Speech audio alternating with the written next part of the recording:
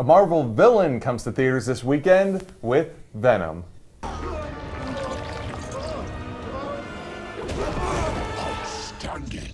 Now, let's bite all the heads off and pile them up in the corner. Why would we do that? It's a weird movie, man. It feels like it doesn't know whether it wants to be like a dark, brooding story or a comedy. Like there are jokes in there, but we're never really told that they're jokes and that we should laugh at them. Right. And I think that has to do with the fact that everyone else in the movie thinks that they are in a serious, dark movie, but Tom Hardy thinks that he's in a comedy. Yes. So. And I think Tom Hardy is the highlight here. This is a weird movie, especially with people that are going in used to kind of the shinier, brighter Marvel movies. This one, it's dark, it's profane, it's violent, without blood.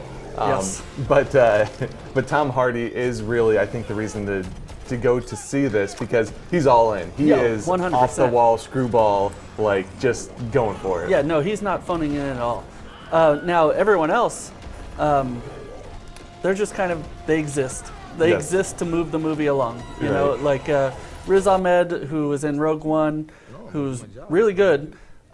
Plays the villain, and that could have been played by anybody. Right. Same for Michelle Williams. She's proven herself time and again, and in this, she is just a waste. Her character is lifeless, much like most of these characters in this movie. Well, and once again, the main villain is an evil corporation. Yes. So. Yeah, exactly. So I think that with all of that said, with all of our complaints, it's still an interesting mess. I feel like it's still entertaining, even with all of this considered. Right. I was never bored. If anything, I wanted to know more. Like you said that this movie clocks in at 90 minutes, and it's rare that you ask for more movie. Right. But I feel like if this movie had like 15 to 20 minutes more just to explain or elaborate on certain things, it would be a lot better. Absolutely. I totally agree.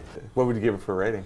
2.5 sounds too low because it makes it sound like this is a bad movie. It was not a bad movie. I was never bored or anything.